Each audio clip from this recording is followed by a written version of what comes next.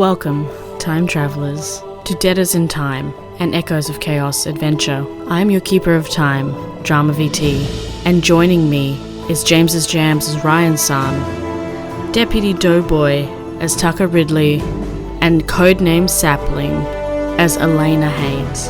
The year is 4037, and paranoid ruler Dr Thorne sends individuals indebted to him back in time, tasking them to plunder the past for valuable items in order to pay off their debts. Join our players on an epic journey as they navigate the complexities of time travel, attempting to successfully retrieve the required items and settle their debts. The stakes are high, and the consequences for their future hang in the balance.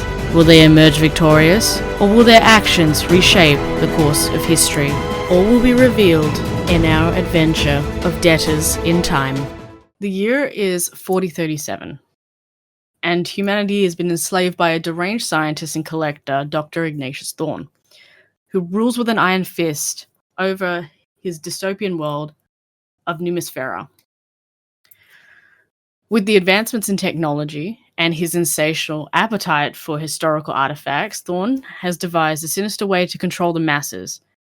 He sends people back in time, collecting objects from the past, and uses their debt as leverage.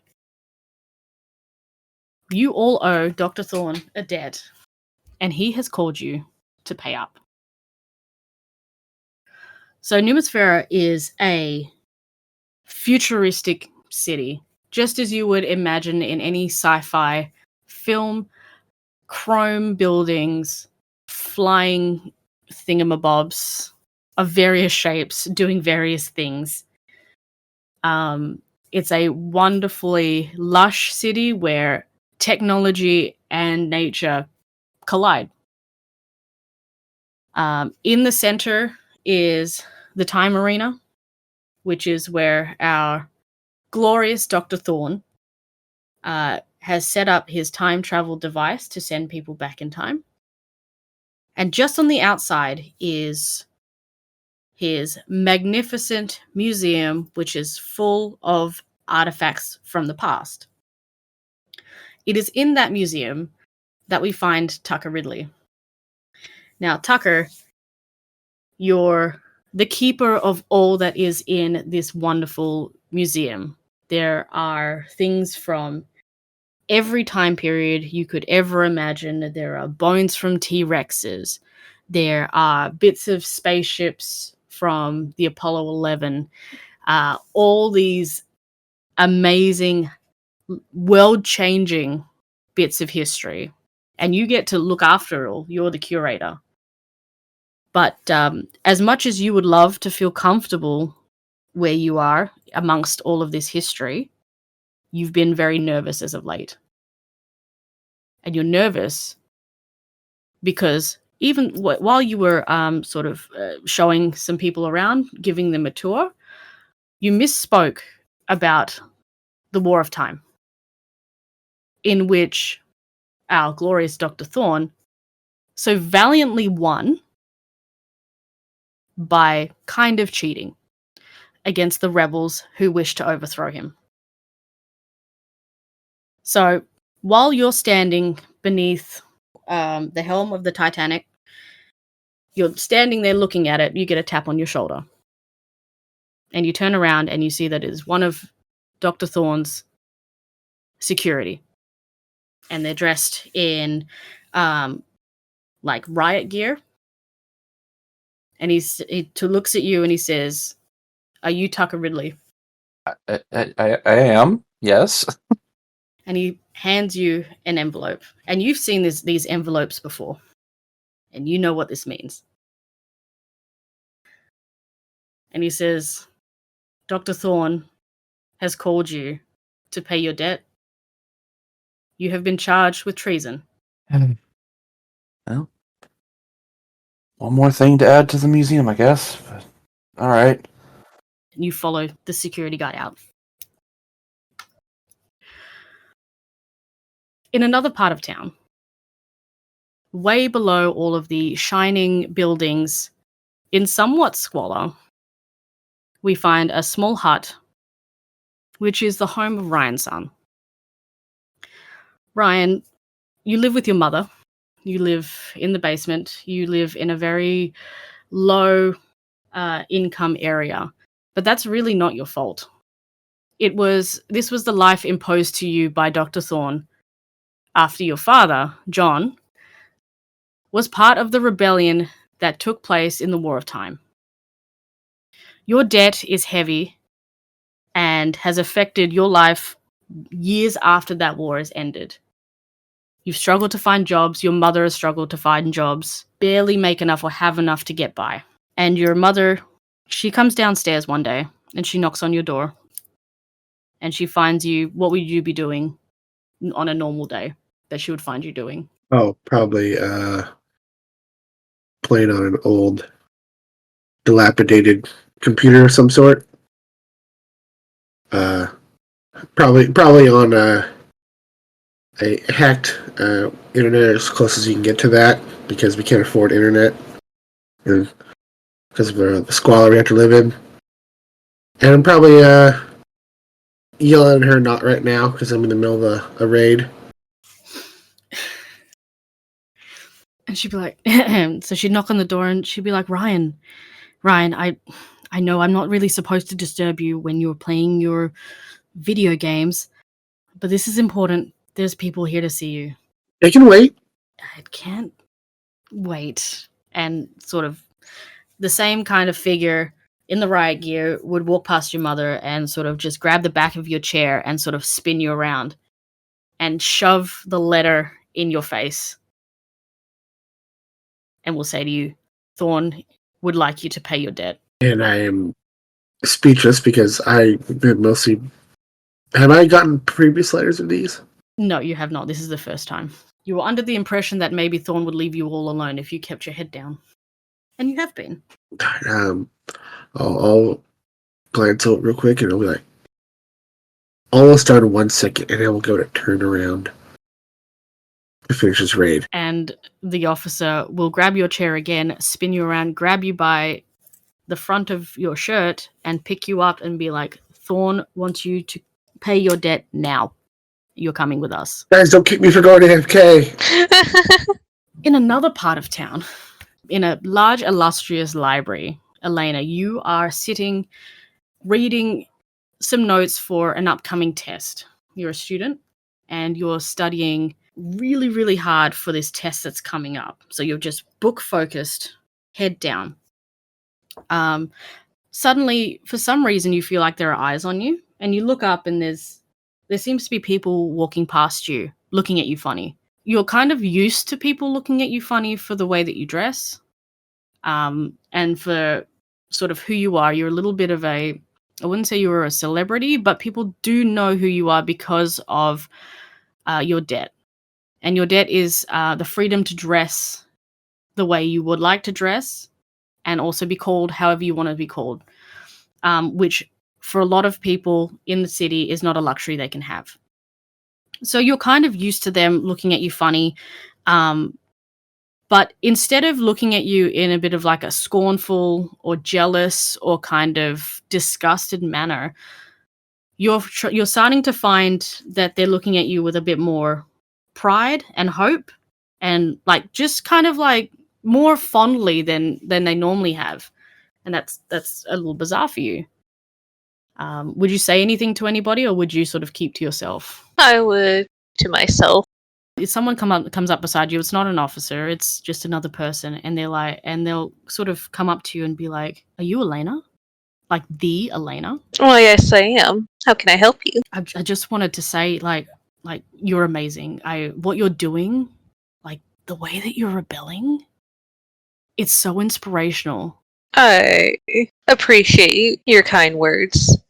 I wouldn't say I'm quite rebelling. I just simply like to dress the way I like to dress. Oh yeah, of course. But you know, it's like how we all used to dress, you know, before the war, and you're just doing it out here in the open. And none of the guards are dragging you away. That's amazing. And as they say that, a guard in riot gear comes up and asks you, "Are you Alaina Hayes?" It's Alaina, and yes, I am. And he dismisses it and gives you the same letter. Alaina Hayes, Dr. Thorne would like you to pay your debt. You're coming with us. I've done everything I did to keep my head down. I am here to deliver a message before we sick the dogs on you. Come with us. Oh, God. Release the hounds. Oh, fine. And as they are sort of walking you away, you can hear the dogs going. They've obviously mauled somebody. You sort of just see the person that you were talking to kind of like wave at you and mouth, I'll get the others. I'm just like, what others? All of you are escorted to the Arena of Time. And you've seen it before, you've attended some of these before. The attendance by way of crowd has kind of dwindled as these have become more common occurrences. In the beginning, it used to be a massive fanfare. People would come from miles around to, watch these people disappear into the vortex that would take them who knows where. Damn, do they have anything else better to do with their time? No, they did not. But as this happened more frequently, the shine disappeared and it wasn't fun anymore, and it was kind of became a bit of dread amongst the citizens of Nemisphera, where really the only people that would come and watch you disappear with the potential of not returning were your family and the weird fanatics that just for some reason still loved watching people walk through the portal and then not come back. Who knows why?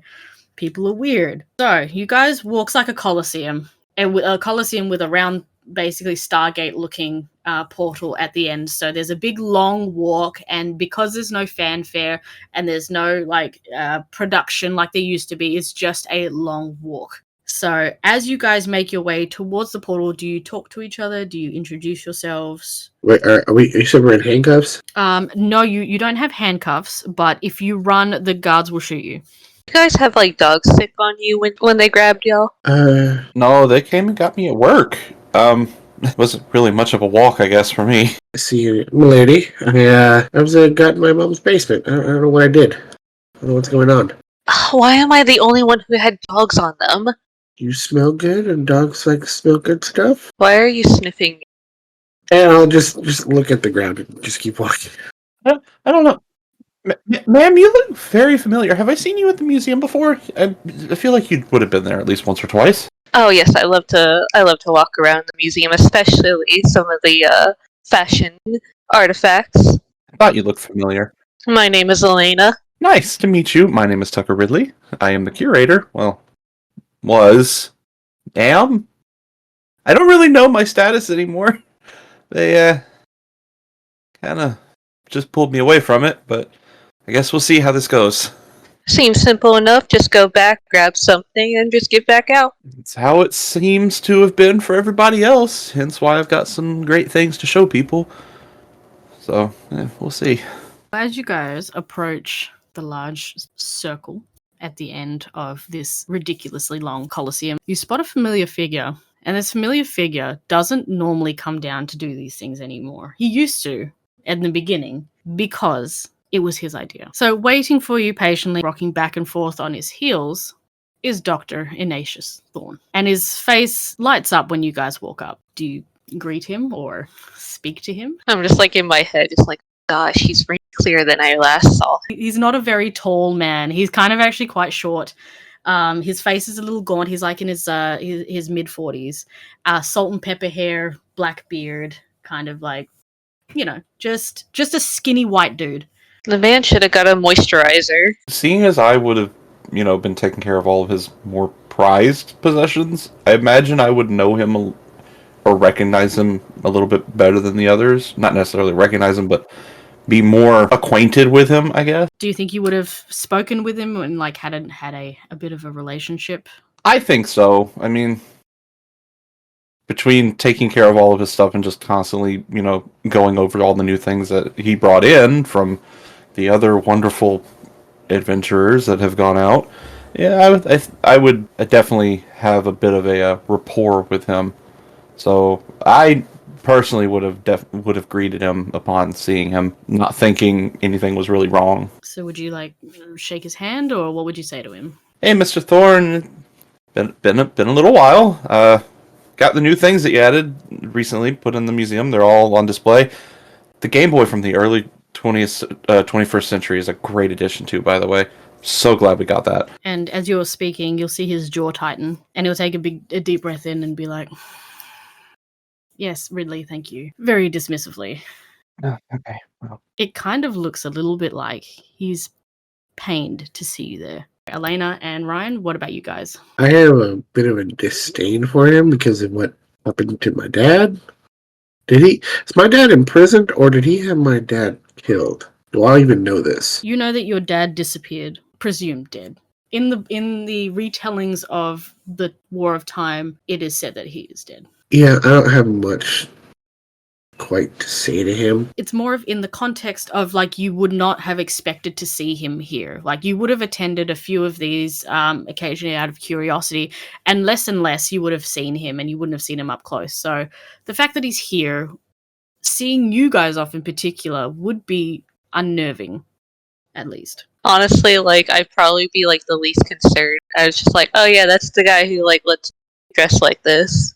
I know very little about politics. I just know the retellings of the war. Don't really have much of an opinion. I just care about wearing pretty things. And you'll just see him looking over at you and just giving you the up-down with his eyes. And you just see him sort of start to fidget with his hands, like he's very nervous. So once you guys have made it lined up, your guards all lining you up in front of him, he takes a deep breath and he goes, "So I'm sure you're all wondering why I've gathered you here. I'm sure you're all wondering why I am here. You three are a special set of people who are part of some bigger things that are occurring in this city. And I don't like it when bigger things occur in this city under my nose. And the idea and the notion of how close those supposed bigger things are, it seeming to infiltrate even to my closest circle," and he gestures to Tucker, "suggests that the people need to be reminded of who I am and how things are done here. However, I am not a tyrant. I am not a dictator, but I'm giving you guys an opportunity. I'm asking you to pay off your debt, as opposed to just killing you straight up for treasonous behaviors. You have one choice, really, which is to go through the portal and get me 3 items that I wish for. Now, my intel has told me various things about you, about all 3 of you, and so, as a gesture of kindness, I have chosen 3 time periods in which you will enjoy your time, and I will need you to retrieve 3 artifacts, 1 from each of those time periods. Do that, bring it back to me, and your debt will be repaid, and you will also renounce any resistances that exist in this town to defy me. Is that understood?" Crystal. Yes, sir. I guess. Good. With you will be my right-hand man, Rouse. He'll be accompanying you through your time journey, and he will make sure that you fulfill your goals and there's no funny business. And Rouse is standing next to me. He's a bit of like a big guy. Think of like Arnold Schwarzenegger type guy. And you can tell that he's sort of had a few enhancements done to him. So he's basically a Terminator. So as he says his spiel, you start to see the portal open, and it is, like I said, like a Stargate. So you can just see it start to whirl with all the stars of the galaxy, all the different colors swirling into a vortex. Ryan, do you think your mum would have come down to say goodbye to you? Probably not. Alana, do you think you'd have anybody that would come down to visit you or see you off? Probably like a college roommate of mine. Do you have any last words to them? Make sure no one touches my wardrobe. And they're like, "Yep, absolutely, don't worry, and I'll also feed your cat. Thank you. Please come back. We need you." Tucker, would there be anybody for you? Oh, I don't have anybody, so, which is why I was pretty much working for Thorne. Would you, take in the vortex in front of you? What do you think you'd be thinking about? This thing looks like it's gonna hurt. And with that, the line of guards that were behind you start pushing you forward. There's no attempt of escape around them. They're just pushing you forward, making you walk forward into the swirling vortex. Watch the dress. I'll have you know that this dress is more expensive than your paycheck. Watch the kimono. And with that, you guys disappear into time. But instead of flying through space, though, it's kind of just like walking through a tunnel. So as the galaxies and the time and space is wibbly wobbly, timey-wiming around you, you start to see a light at the end of the tunnel. And as you walk through that light, you start to see fields in front of you and mountains. These fields are rice fields. So as you step out of the tunnel, I'm already like looking at Ryan saying, We're the land of my peoples. I just look at him and go, historically speaking, I don't think we are. Fresh museum boy, how dare you, racist. as you guys walk out of the tunnel, it sort of closes up behind you with Rouse behind you as the last person out. And he stands beside you, and you can see that he's got a gun on his hip, and it's one of those like futuristic laser guns. He'll turn to you guys and say, "All right, you are here in Japan. This is Feudal Japan." And he's just reading off like a clipboard. He's like, "You're here in Feudal Japan. It says that you need to collect the katana from the last samurai. He's about to pass through this town." Ryan is not very stealthily trying to touch the gun. so are the muscles like real or is that like robotic stuff? He gives you a side eye and ignores you. Can I hold your gun? No, you cannot. Tucker is just taking in everything, being like, this is amazing. Not my favorite time period, but still amazing. This is amazing. Rouse basically says, "Here," and he gives you a small device, which is a communicator. And he says, "Put that on your person and keep it on you at all times. It will allow you to understand the locals and have the locals understand you. For some reason, they'll sound vaguely Australian, but we haven't worked out how to fix that." And he just like gestures with his hand to go find what you need to find. Before you guys, like I said, is some rice fields and then a small village. What do you plan to do? Oh, okay, so we need this katana. I'm going to take a wild guess. This was your... So yeah, you lead the way, big guy. Now I knew why you looked familiar. You kicked me out of the museum because I kept trying to steal that period piece kimono. It was to complete a set. Yeah, I thought it was you, but I had no problem showing it to you. Heck, I would have even taken you into the back to observe it more closely. But your fingers were so greasy, you were ruining the kimono. I couldn't.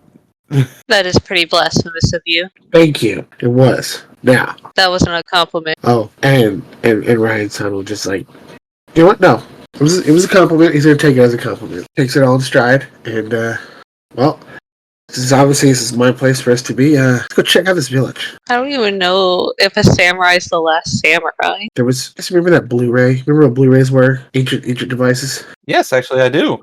I don't remember it, but I know of them. Way before our time there. Don't look for it in your collection in the museum anymore. What? Let's just say I think something. Anyway, so let's go to the village. We'll meet him there. Alaina, maybe you could lure the samurai into like the bathhouse sauna area and get this katana off him. Take it and run like hell. Excuse me. What? What's wrong? What's wrong with the plan? I'm not giving out my body. Well, no. Before it gets to that, it's you give off the hint of it, and then we swoop in, steal it, and run. As long as it doesn't involve taking off my clothes. No, we need him to take off his first. Brian, you haven't gotten out of the basement much, have you? This is the first time in like, what day is it? I think you mean what year is it? Either or. Anyway. Alright, we got this. Alright. On 3. Ready? Break. So as you guys are walking through this village, it's a very, obviously, typical sort of Japanese village with a few people. You see a few people in the fields tending to the rice. And they all kind of they look up and they see you, and they're puzzled seeing you guys, especially a white man in a kimono. That's what they're most puzzled by. And they start to sort of follow you in to the town. As you guys walk in, they come in from the fields, and then the people in the shops start to come out and have a look to see who has arrived in their village. Kind of hard to take a samurai's katana if everyone's staring at us like this.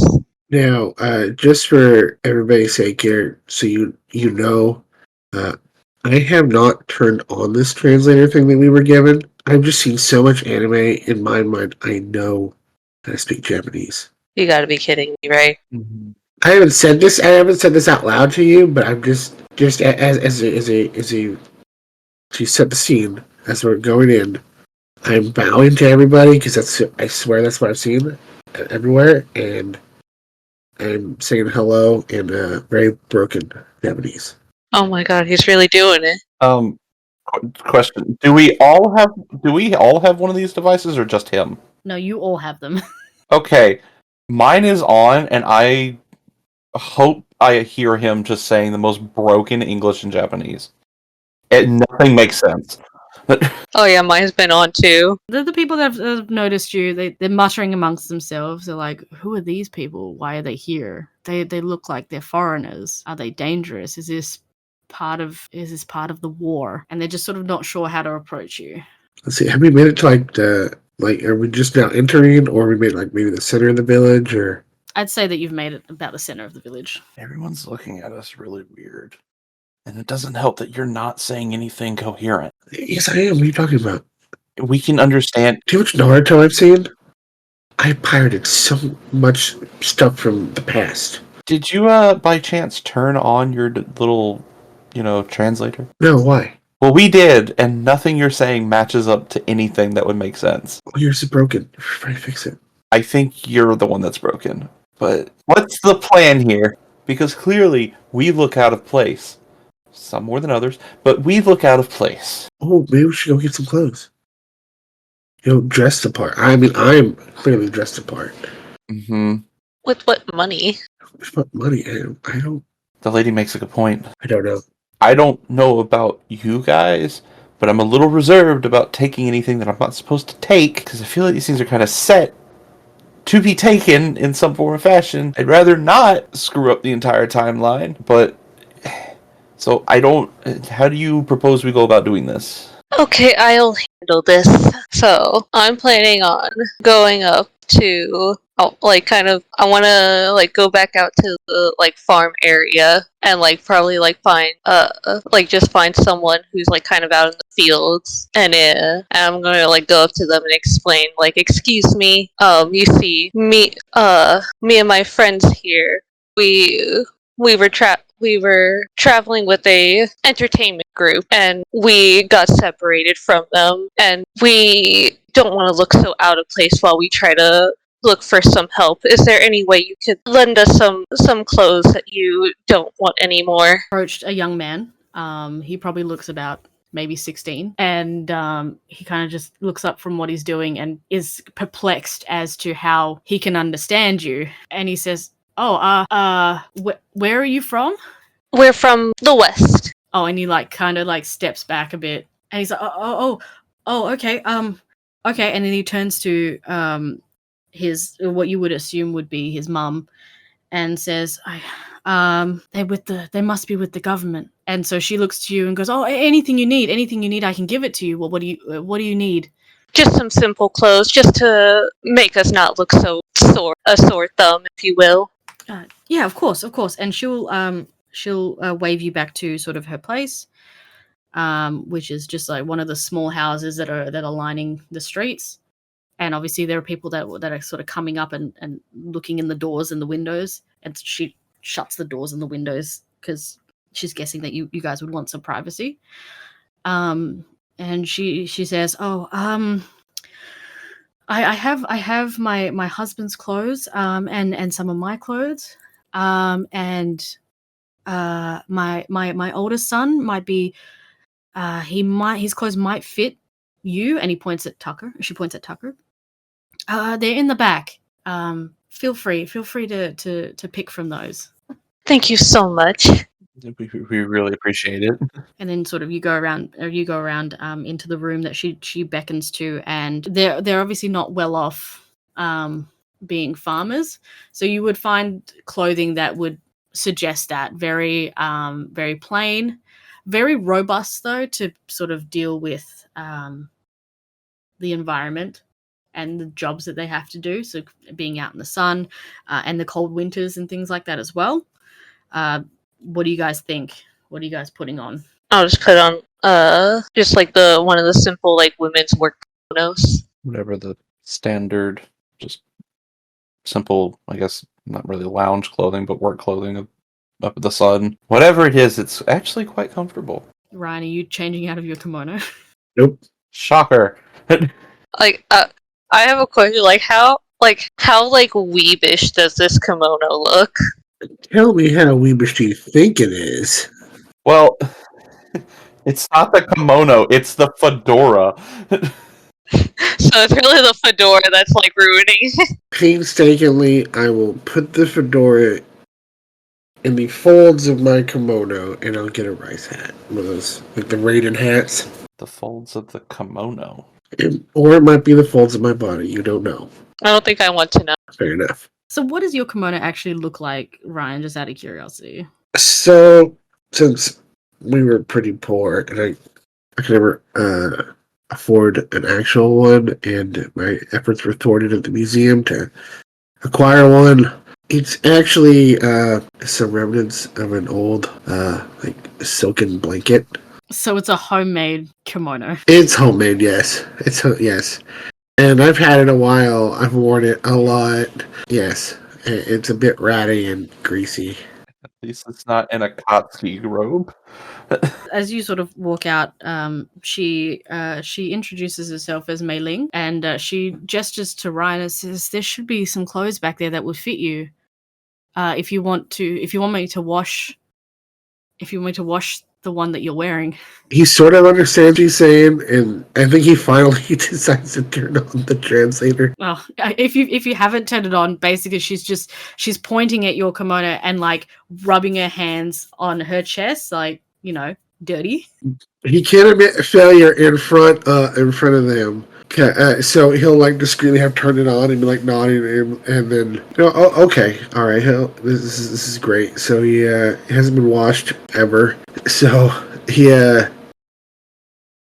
will go behind where they have like one of those dressing curtain type things. I guess that's what they have. Yeah, he'll step behind there. He'll disrobe. He'll put on the temporary kimono and bow and thank her for that. So what are you guys doing here? We don't normally get people who look like you so far out from the major cities. Yes, we You heard the samurai was supposed to be passing through here, and well, I've always wanted to meet one, and so we thought we would introduce ourselves. Oh, well, the samurai, they there's a bit of a war going on at the moment. The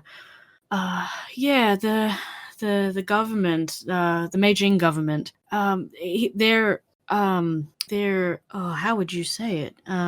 Disbanding the samurai. They're no longer needed. What? So the samurai that believe in their cause, they're out trying to change the government's mind. So I don't think you'll see many samurai out here at the moment. It's just rude. shut up. Why would they want to disband the samurai? Shut up. I was just like in my head. I'm just like going through like the vague like recollections I remember of like feudal Japan history, just based on like college courses I had to take. You have your history. Ryan-san has none of that. And I'm just like knowing like like the samurai like during its disbanding is like a touchy subject for some. I'm just like like shut the fuck up. As you say that, her son bursts back into the house and goes, Mom, they're here. Him. It's Saigo Takamori."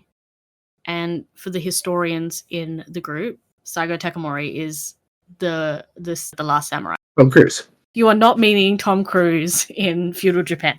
Sorry.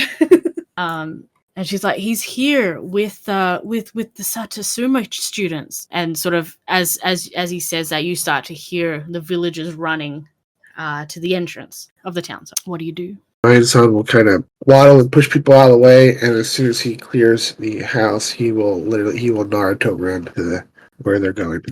Oh my fucking lord. I feel like that's a risk roll. It is. It probably is. I feel like it should be.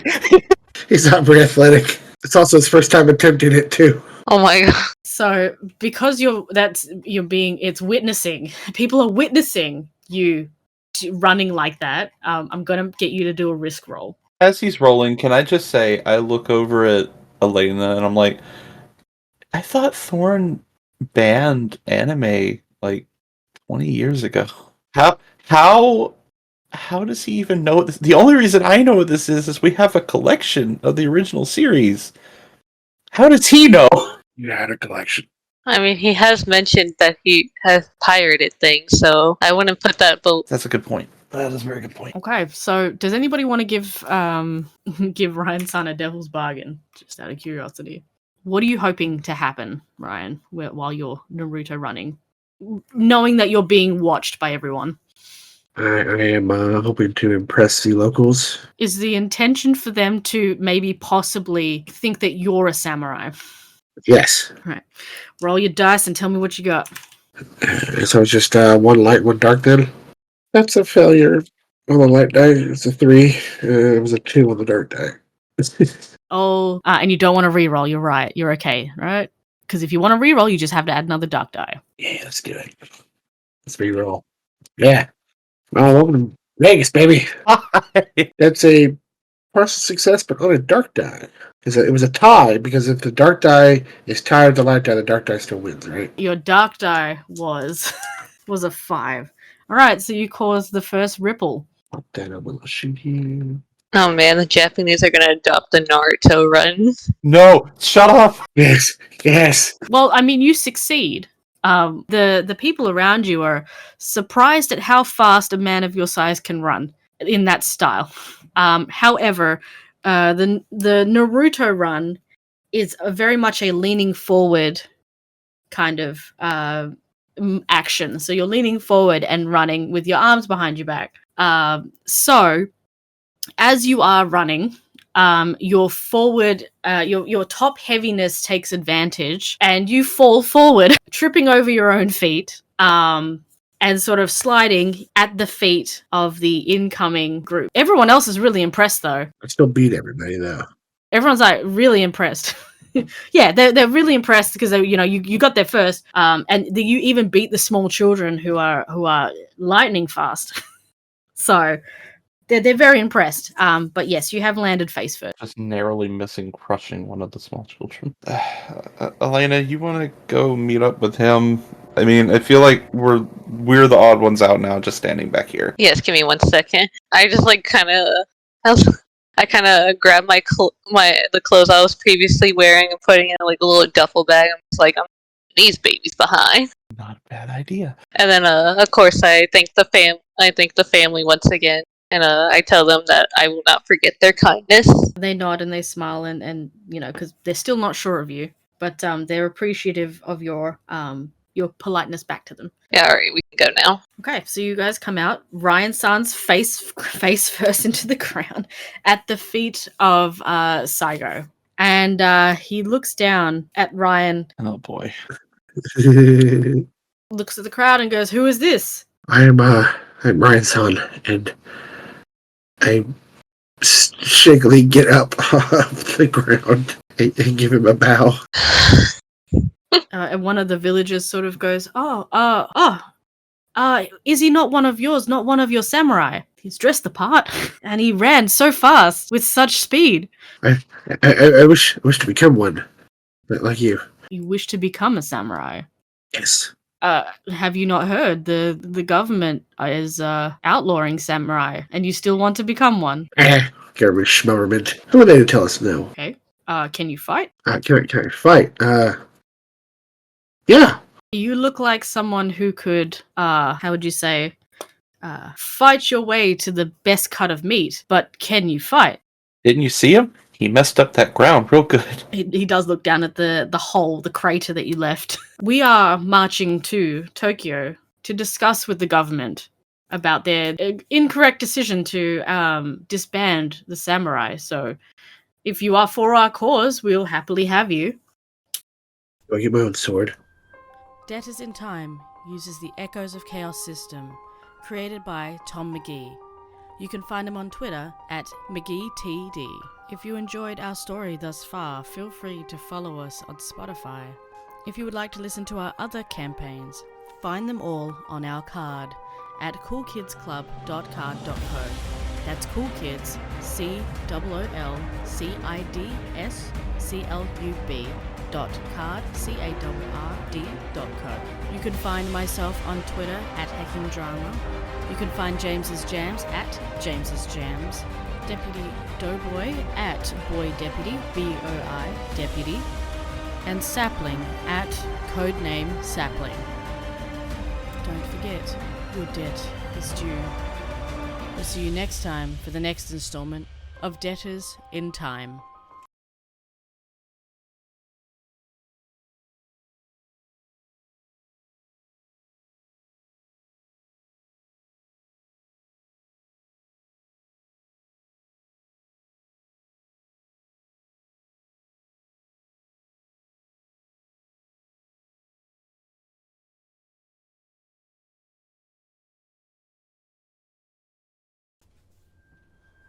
Debtors in Time uses the Echoes of Chaos system, created by Tom McGee.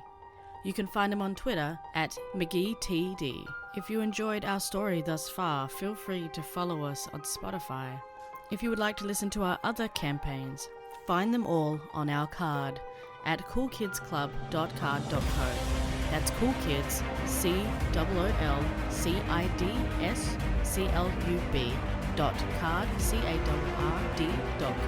You can find myself on Twitter at Hacking Drama.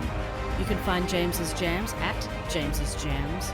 Deputy Doughboy at Boy Deputy, BOI Deputy. And Sapling at Codename Sapling. Don't forget, your debt is due. We'll see you next time for the next installment of Debtors in Time.